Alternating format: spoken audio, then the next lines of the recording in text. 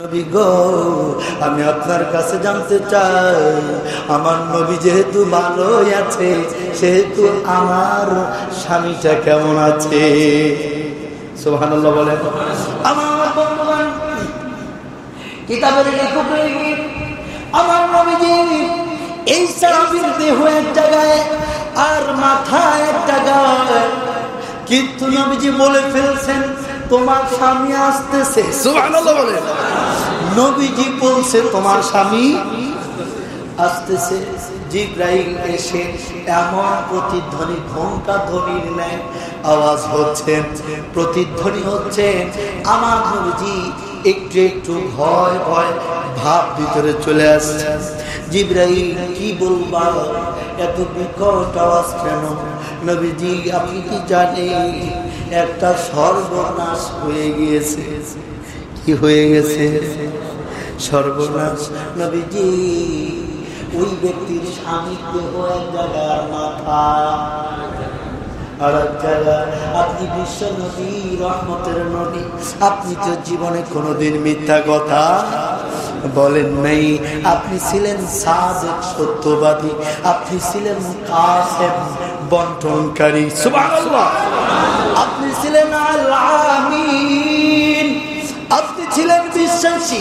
ও নবী, আপনি শুধু কাসেম, সাদিক শুধু নয়, আপনি হচ্ছেন আহমদ, প্রশংসিত। ও নবীজি আপনি বলেছেন আসতেছে, কিন্তু ইয়া রাসূলুল্লাহ ওই লোকটার তো দেহ আর গর্দান ভিন্ন ভিন্ন জায়গায়। মেহেরবানি করে আপনি একটু যাবেন, আপনি গিয়ে দেহ আর মাথাটাকে একসাথে করে বলবেন আল্লাহর হুকুমে জিন্দা হয়ে আমার সাথে চলো। আমার নবীজি গিয়েছেন। সাহাবীরা অবাক হয়ে বললেন কি নবীজি আসতেছেন, আবার ব্যাগে যাই।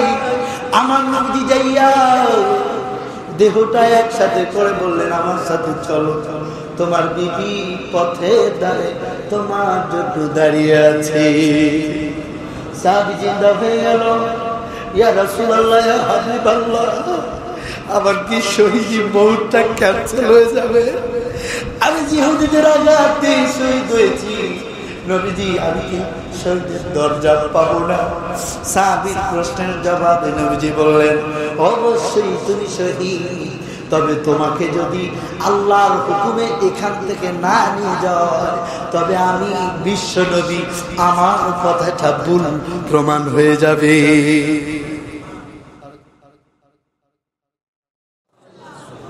সম্মানিত শরীফ, রাসূল কারীম সাল্লাল্লাহু আলাইহি ওয়াসাল্লাম জুমার দিনে তিনি উপরের সিঁড়িতে বসে আলোচনা করতেন। কোন সিঁড়ি? কথা বলতে গেলে বিভিন্ন কথা বের হয়ে আসে। জায়গা আমি ওইদিকে যাব না। তবে রাসূল সাল্লাল্লাহু আলাইহি ওয়াসাল্লামের সময়েও এরকম মেম্বরের সিঁড়ি কয়টা ছিল? 3টা।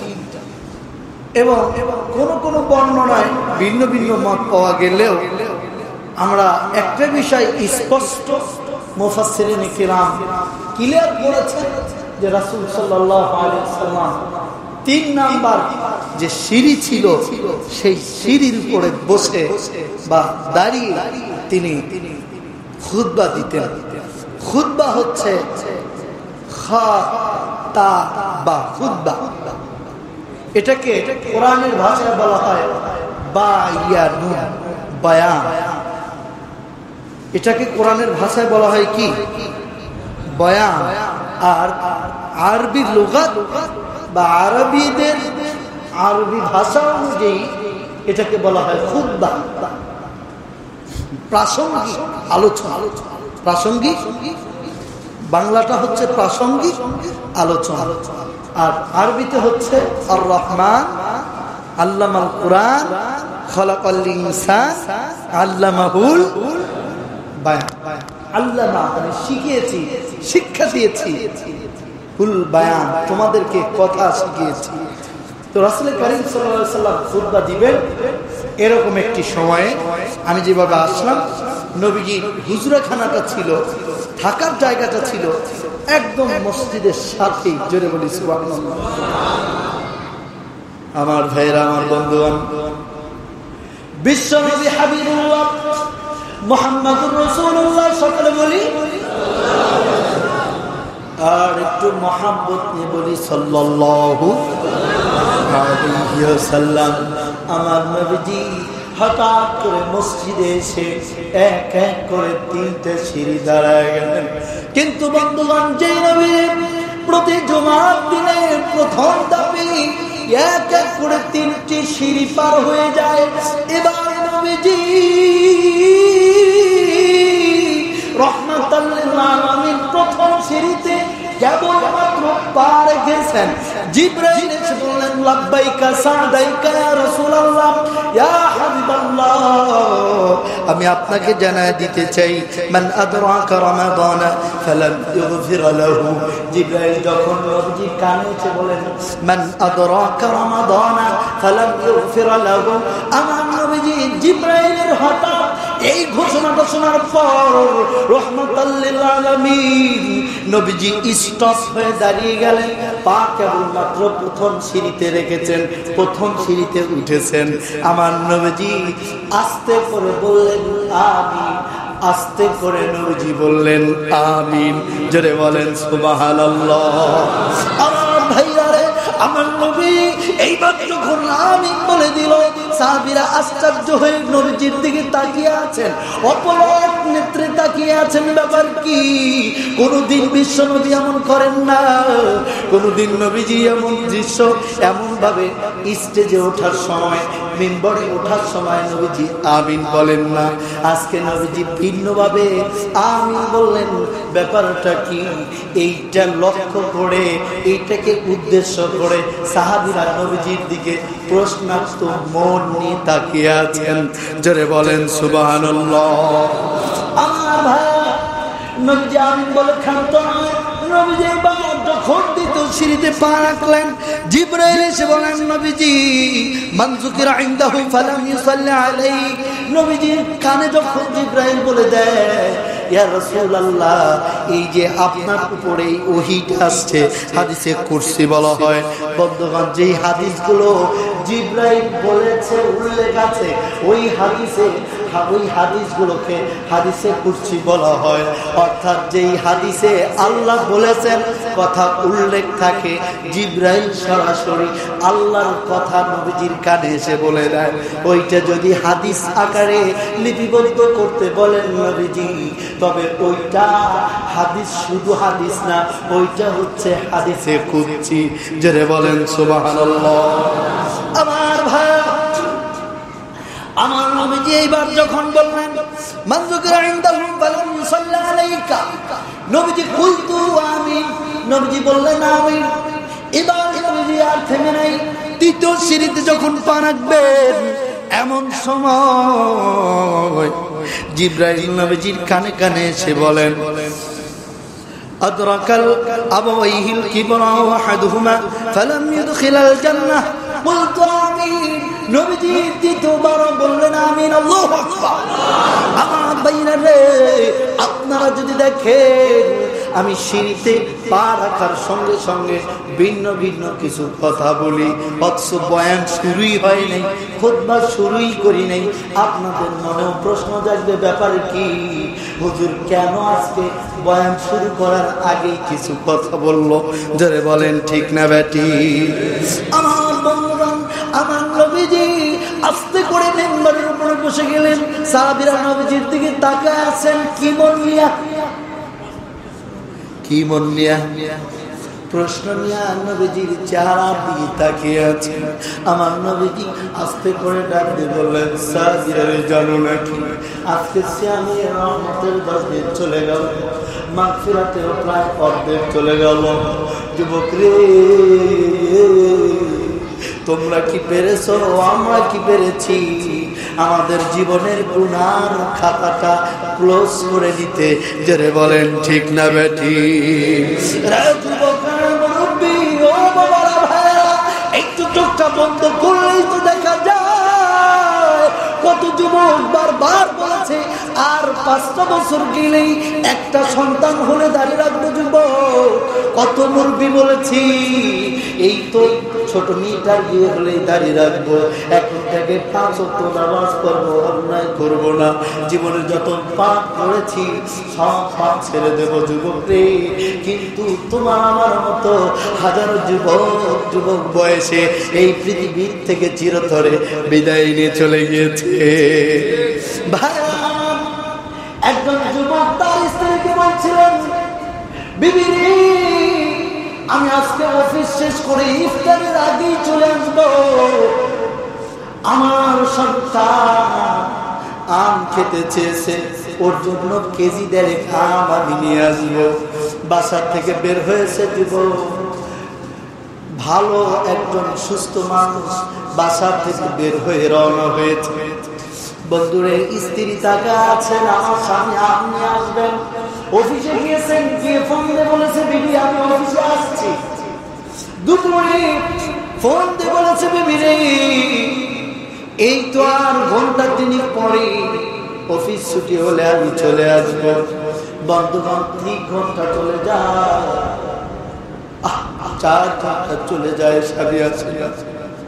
কন্যা ডেকে ডেকে বলে, বা আব্বারা বলেছে 4টায় বাড়ি ফিরবি, আমার আব্বা কই, আব্বা কি আসবে না নাকি? স্ত্রী ডেকে বলে, বাবা ধৈর্য ধরো, তোমার বাবা আসতেছি। অফিসে মনে হয় লেট হচ্ছে, অফিস থেকে মনে হয় বের হতে যুবকের একটু দেরি হয়ে যাচ্ছে, আর একটু ধৈর্য ধরো, আসরের নামাজ হয়ে গিয়েছে, ইফতারের সময় হয়ে গিয়েছে। মা, তুমি তো সারাদিন কিছু খাও না, ইফতারের সময় আব্বা বাড়িতে আসবে, আব্বাকে সাথে করে নিয়ে আম খেয়ে ইফতার করবো। মা, ধৈর্য ধরো, তোমার বাবা আসবে, হয়তো আসতেছে। এবার স্ত্রীর মোবাইল ফোনটা নিয়ে ফোন করা শুরু করে দেয়। কি ব্যাপার, কি হয়েছে? ফোনে কোনো অ্যালাউ নেই, ফোন রিসিভ হয় না, কিছু সময় কল ঢুকলোই না, কল অটোমেটিক কেটে যায়। কিছুক্ষণ পর কে যেন ফোন ধরে ডাকতে বল, কে গো তুমি, কারে ফোন দিয়েছ? তুমি জানো না কি, চলন্ত গাড়ির ইঞ্জিন ব্লাস্ট হয়ে জায়গায় অনেকগুলো যাত্রী মারা গিয়েছে। আমার ভাব মাকে বলছে, মা তুমি তাড়াতাড়ি করে বলে দাও, বাবা কি আসবে না নাকি? বাবার কাছে তো কত কিছু চাই, কোনদিন তোলা করে না। এবার স্ত্রী ডাকতে বলে, ভাই আপনি কে?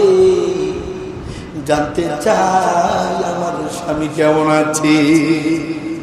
আমার ভাই সন্তান মাকে বলে, মা বাবা কি আসবে না নাকি? বাবা কি একবারে কখন আসবে? মা আমি তো বাবার সাথে ইফতার করবো। ভাইরা আমার, 3 বছরের বালিকা মাকে বলে, মা বাবা কই? মা বালিকাকে আস্তে করে কোলের মধ্যে নিয়ে রওনা হয়ে গেছে। চলো যা, তোমার বাবা আর আসবে না, নিয়ে আসতে হবে। মা বাবার কি হয়েছে? বাবা আসবে না কেন, নিয়ে আসতে হবে, ব্যাপার কি? আস্তে করে ডাকতে বলে, বাবা চলো যাই, গেলেই দেখতে পারবা। এবার যখন স্ত্রী স্বামীর কাছে যায়, দেখে ইঞ্জিন ব্লাস্ট হয়ে এমন আঘাত পেয়েছে, শরীরের বিভিন্ন অঙ্গগুলো শুধু ভাঙ্গেই নাই, খুলে খুলে গিয়ে পড়ে রয়েছে। আমার ভাই সন্তান বাবার হাতগুলো ধরে, হাতের কবজার এই হাতগুলো ধরে বলতেছে, বাবা তুমি কি আমাকে আর কোনদিন ফিরে দিবা না? যুবক রে, কালকে কেন, একটু পরেই তো হতে পারে তোমার আমার স্ত্রীর এই আহাজারি, একটু পরেই তো হতে পারে যুবক, একটু পরেই তো এমন হতে পারে নামাজ পড়ে বাড়িতে যাওয়া হবে না, নিচে নামতেই খবর আসবে স্ট্রোক করেছে, মডার্ন হসপিটালে নিয়ে যাওয়ার পর ঘোষণা দিয়েছে আর মাসুদুর রহমান বেঁচে নাই। ঠিক কিনা বলেন ভাই? যে জীবনের একটা মুহূর্ত নিশ্চয়তা নেই, যে জীবনের একটা সেকেন্ডের নিশ্চয়তা নাই। এ যুবক, এ বাবারা, নবীজি ওই জীবন নিয়ে বলছেন বাদামান আদরাকা রমাদানা ফালাম ইয়াগফির লাহু। সাহাবীরা জানো, আমি যখন প্রথম সিঁড়িতে পা রাখলাম, জিবরাইল আচমকাই আমার কানে কানে এসে বললেন মান আদরাকা ফালাম ইয়াগফির লাহু। হে রাসূল, ওই ব্যক্তি ধ্বংস হোক যেই ব্যক্তিটা রমজান মাস পেয়েছে অথচ নিজের জীবনটাকে গুনাহমুক্ত করতে পারে না। আমার ভাই, আমরা কি পেরেছি নিজের গুনাহগুলো মাফ করে নিতে? কতটুকু পেরেছি বন্ধু? ইয়া রাসূলুল্লাহ, ইয়া হাবিবাল্লাহ, আপনি আমিন বললেন। ফাকুলতু আমিন। নবীজি যখন আমিন বললেন, জিবরাইল নবীজিকে আর দ্বিতীয় কোনো কোশ্চেন করলেন না। জিবরাইল এইবার 3 নাম্বার উক্তিটা প্রকাশ করলেন, বাদামান যুকিরা ইনদাহু ফালাম ইউসাল্লি আলাইহি। নবীজি যখন, জিবরাইল যখন নবীজির কানে এসে দ্বিতীয় নাম্বার ওয়ার্ড বাক্য কথাটা বললেন, মান যুকিরা ইনদাহু ফালাম ইউসাল্লি আলাইহি, এই কথা যখন বললেন, আমার নবীজি ফাকুলতু আমি, নবীজি বললেন আমিন। সাহাবীরা রে, তোমরা বুঝে গিয়েছো, কারণ সাহাবীরাও তো আরবি ভাষাভাষী ছিল। এই জন্য আমাদের ব্যাখ্যা করতে হয়, অনুবাদ করতে হয়। সাহাবীদের ব্যাখ্যা খুব কম করা লাগতো, অনুবাদও খুব কম করা লাগতো। সাহাবীদের সময় তাফসীর খুব কম করা লাগতো, কারণ তারা সরলা সজলা সরাসরি আরবি ভাষাভাষীর মানুষ। জোরে বলেন সুবহানাল্লাহ। আমার নবীজি যখন বললেন, এখন সাহাবীরা কেন তাকিয়েছিলেন? জিবরাইল তো জোরে আওয়াজ করে বলে, জোরে আওয়াজ করে বলছে, নবীজি বলেছে না আমি, সাহাবীরা শুনেছে আমি।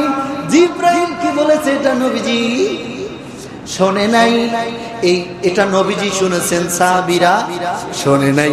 এই জন্য নবীজি ব্যাখ্যা করছেন, সাহাবীরা তোমরা জানো না কি, আমার যে উম্মাত, যে ব্যক্তি আমি নবীজির নাম শুনলো অথচ মানুষ ঝুঁকিরাও সে আমার উপরে দরুদ পাঠ করলো না, শুনে রাখো ফালাম ইউসাল্লি আলাইহি, আমার উপরে দরুদ না পাঠ করার কারণে জিবরাইল বলছেন, হে রাসূল, আপনার ওই ব্যক্তি ধ্বংস হোক। আমার ভাই, ইয়া রাসূলুল্লাহ, হাবিবাল্লাহ, 2 নাম্বার হলো রোজার, 1 নাম্বার সিয়ামের মাস। গুনাহ মাফ করতে পারলো না ওই ব্যক্তি, ধ্বংস হয়ে যাবে। 2 নাম্বার, বিশ্ব নবীর নাম শুনেছে মুহাম্মাদুর সাল্লাল্লাহু আলাইহি ওয়াসাল্লাম, মুখ দিয়ে দরুদ বের হয় না।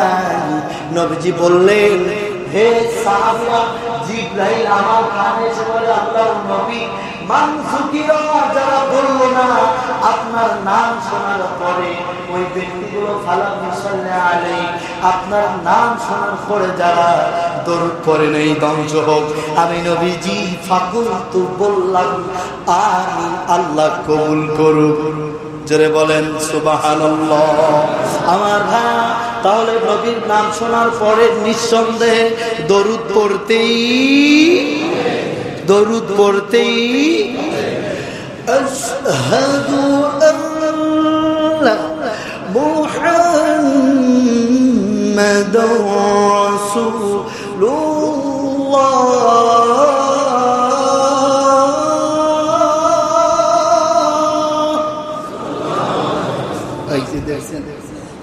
এই জিনিসটা দেখার জন্য আমি এই আজানের শব্দটা উচ্চারণ করেছি।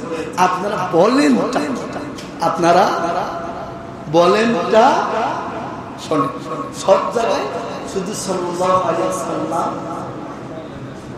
হবে, খুব খেয়াল, সব জায়গায় শুধু সাল্লাল্লাহু আলাইহি ওয়াসাল্লাম হবে না।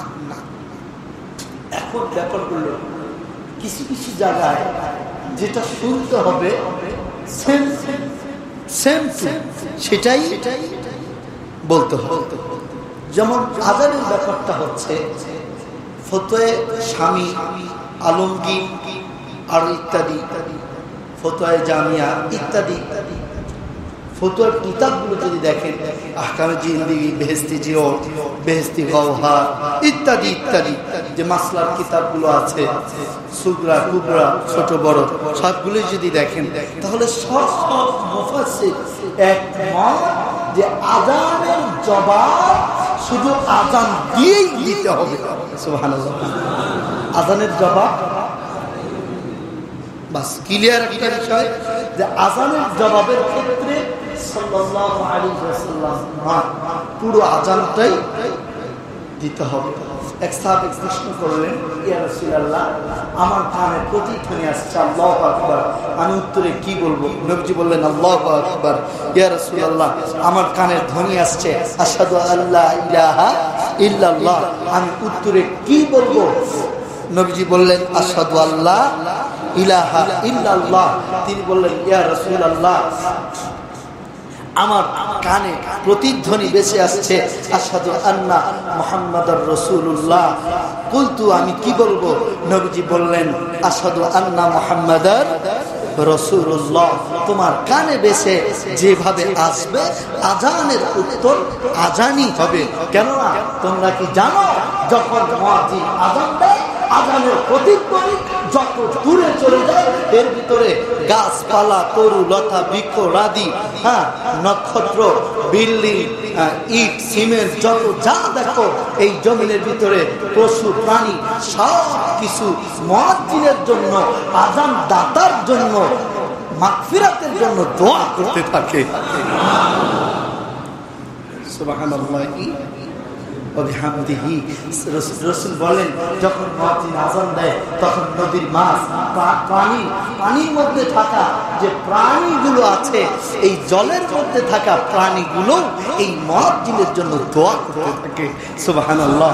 হে সাহাবীরা, তোমরা আযানের পরিবর্তে আযান দিবে এই জন্য যেন তোমরাও এই দোয়া শামিল হয়ে যাও।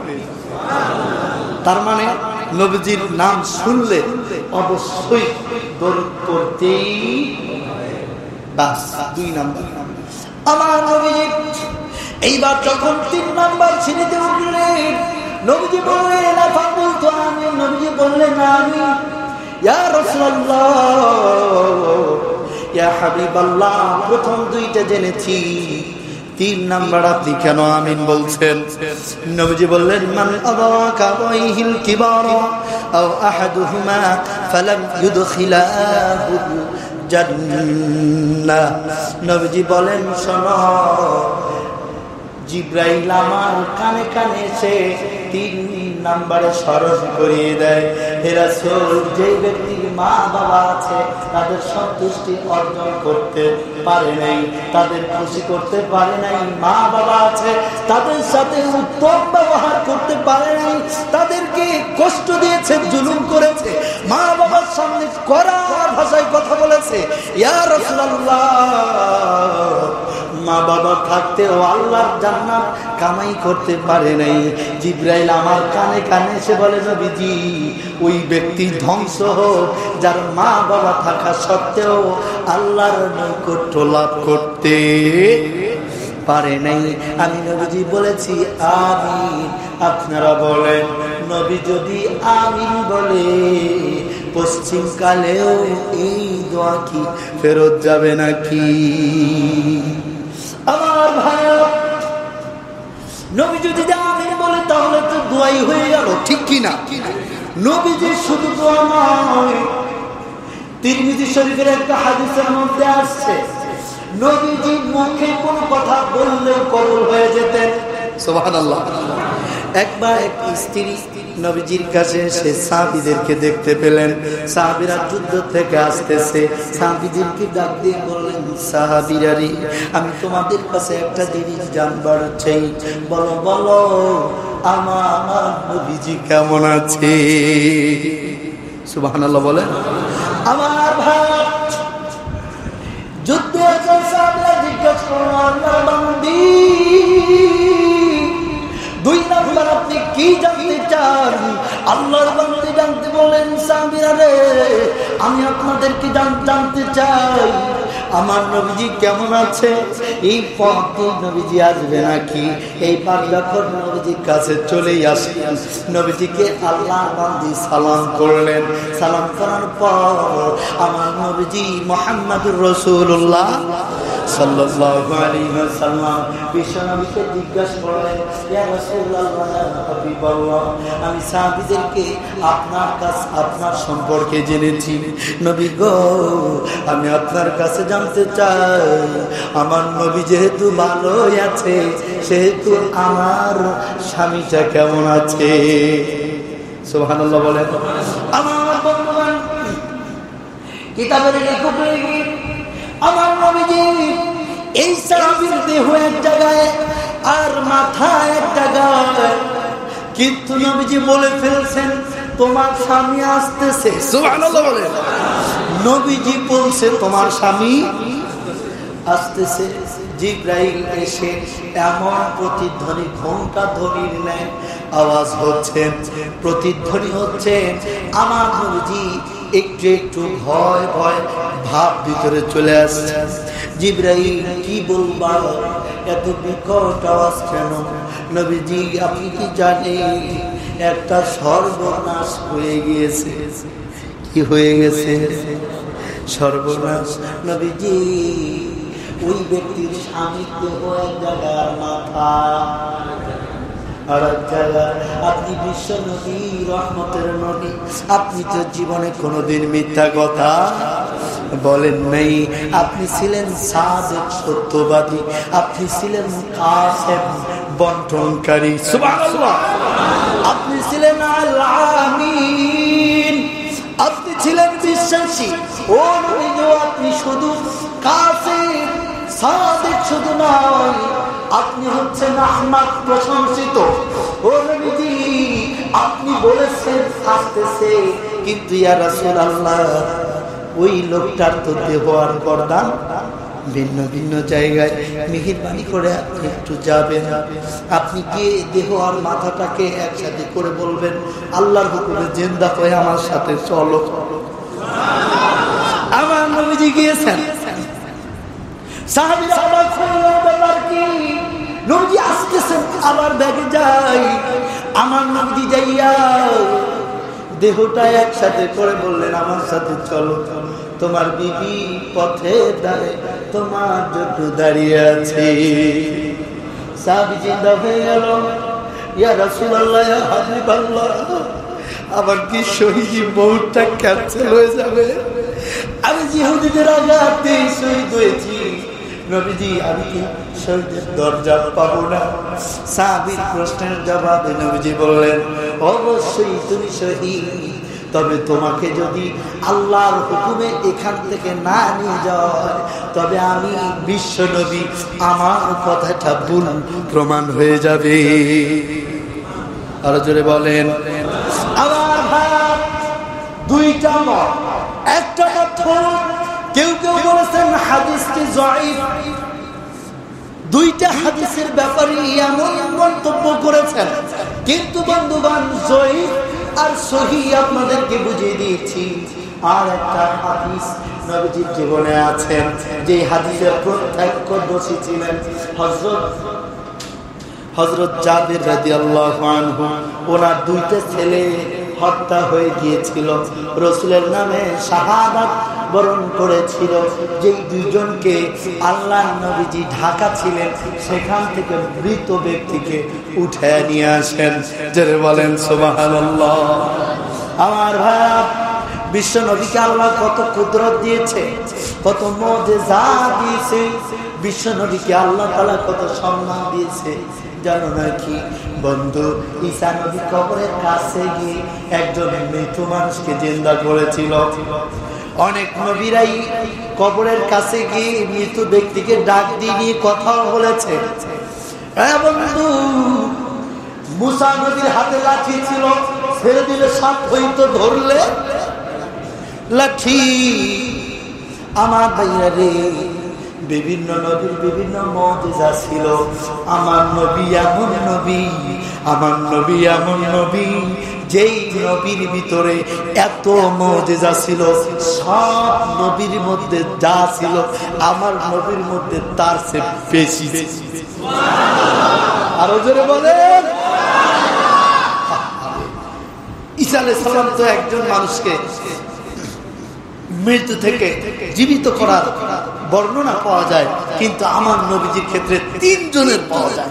সুবহানাল্লাহ। মুসা নবীর হাতে লাঠি ছেড়ে দিলে সাপ হইতো, আমার নবীজি লাঠি ছেড়ে দেওয়া লাগতো না, আমার নবী ইশারা করলে বাঘ হয়ে যেত। আমার নবী সেই নবী, সেই নবী এই মাগফিরাতের শেষ আলোচনায় আপনাদেরকে একটা শ্রেষ্ঠতম আমল দিয়েছেন। সেই আমলটা হচ্ছে ইতিকাফ। সেই আমলটা কি? ইতিকাফ মানে হচ্ছে অবস্থান করা, নৈকট্য হাসিলের উদ্দেশ্যে আল্লাহর ইবাদতে নির্জনে অবস্থান করা নামই হচ্ছে ইতিকাফ। এখন আমাদের দেশে যা হয় সেটা খুবই দুঃখজনক ভাইরা আমার।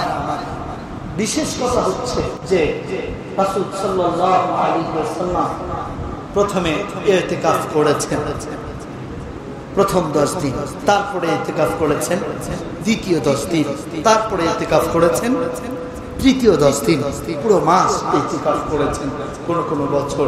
কিন্তু নবীজি উম্মতের জন্য যেটা ফিক্সড করে দিয়েছেন সেটা হচ্ছে ইতিকাফ 3 প্রকার: ওয়াজিবুল ইতিকাফ, সুন্নাতুল ইতিকাফ, মুস্তাহাসান বা মুস্তাহাব বা নফল ইতিকাফ। আমরা নফল ইতিকাফ করি। তাহলে ইতিকাফ কয় প্রকার? আকসামুল ইতিকাফ। ইতিকাফের প্রকার হচ্ছে 3টা।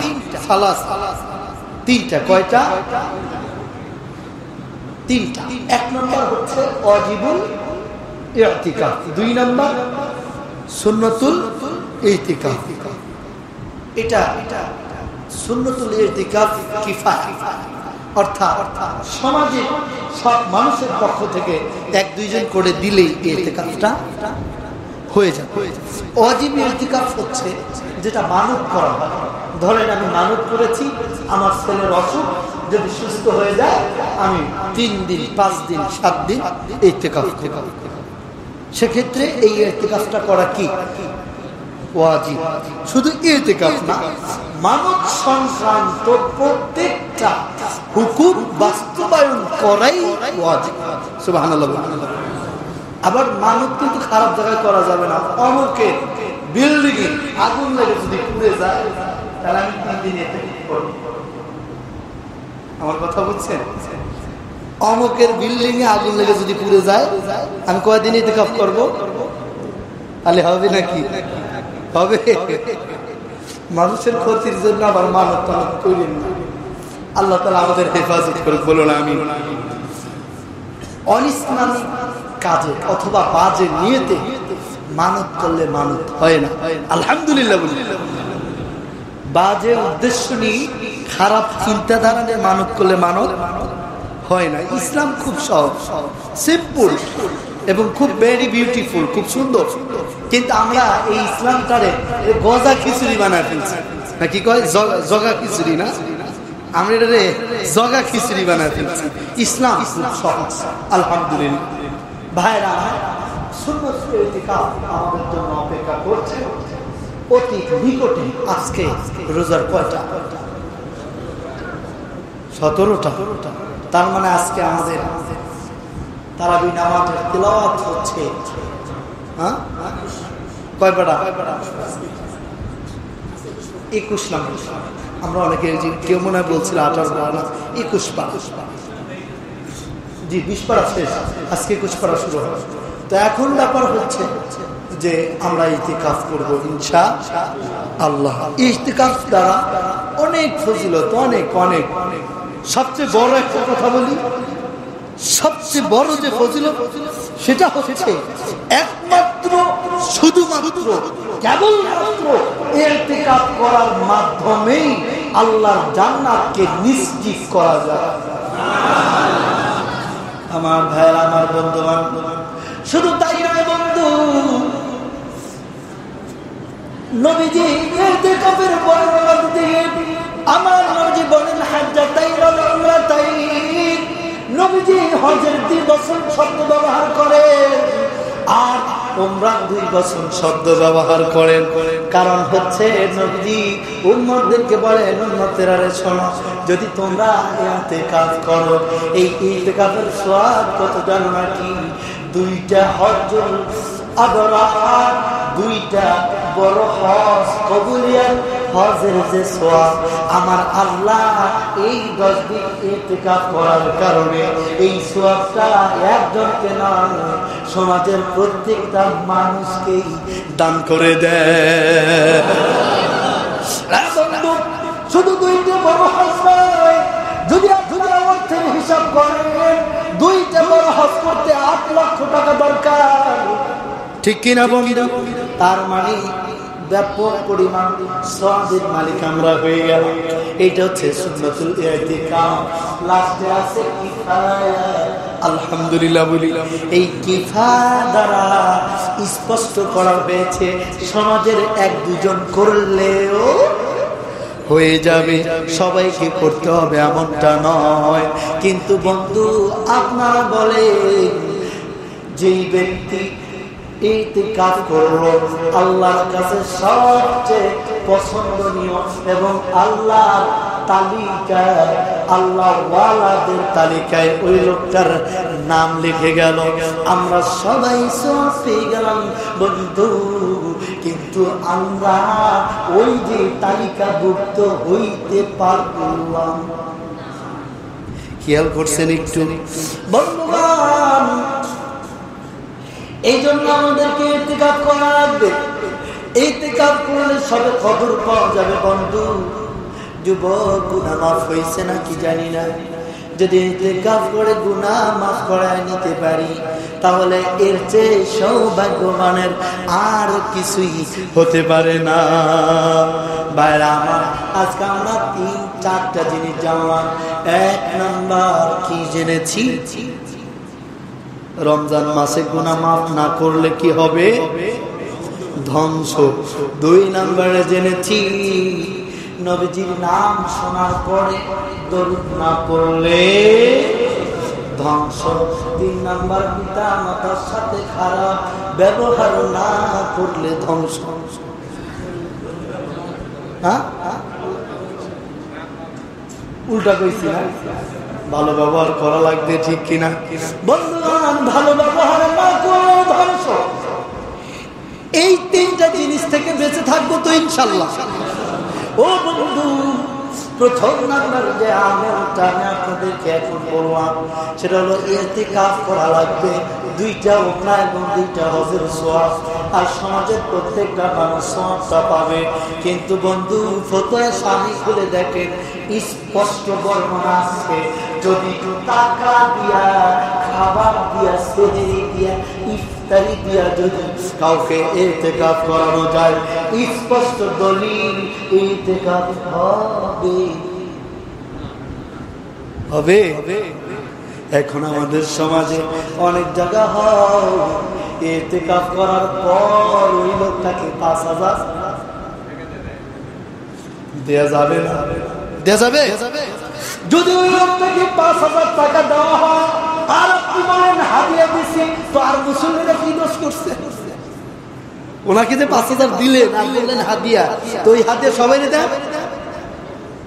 আমার কথাটা বুঝেন একটু ভাইরা আমার। অনেক কথা বলি না, বললে নিজেদের বিরুদ্ধে যা।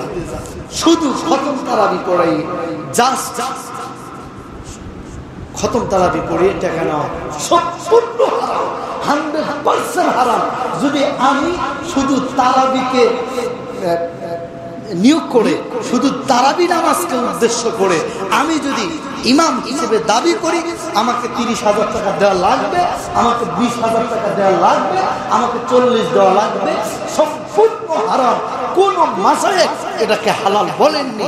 সবাই একমত, কোরআনকে সরাসরি বিনিয়োগ করে টাকা নেওয়া যাবে যদি নেয় ওয়ালা তাসতাউ বিআহদিল্লাহি সামানান কলিলা আল্লাহ বলছেন তুচ্ছ মূল্যে হিদায়াতকে তোমরা বিক্রি করো না। আমরা এই আয়াতের প্রত্যক্ষ দোষী হয়ে যাব, বিরোধী দল হয়ে যাব। এজন্য ভাইরা স্পষ্ট কেউ উদ্দেশ্য করে উল্লেখ করে বলে দিয়ে সভাপতি সাহেব আমাকে 50,000 টাকা দিবেন, কিন্তু এটা বলা যাবে না। উনি যদি কিছু দেয় সেটা অন্য ক্ষেত্রে দিতে পারে, অন্য ক্ষেত্রে দিতে পারে। আমাকে দেয়, আমাকে যদি বলা হয় যে আপনাকে হাদিয়া দিলাম আপনি নিলেন, আমি বলবো ওই যে বেতের নামাজ যে পড়াই, আমি যে বেতের নামাজ পড়াই ওইটার জন্য নেই। কথা কি বুঝছেন? নেওয়া মাত্র বলার আল্লাহ আল্লাহ আমাদের হেদায়েত দান করুন, বলুন আমি। আবার আপনারা দিয়া ছেড়ে দিন, রোজার মাসে যত খরচ করবেন আলেম আমাকে মানুষকে, ইতিম মিসকিনকে, গরিবকে, দরিদ্রকে যত দিবেন তত বরকত দিবেন কি। আলহামদুলিল্লাহ, আমি মনে হয় আপনাদেরকে ক্লিয়ার করে দিতে পেরেছি।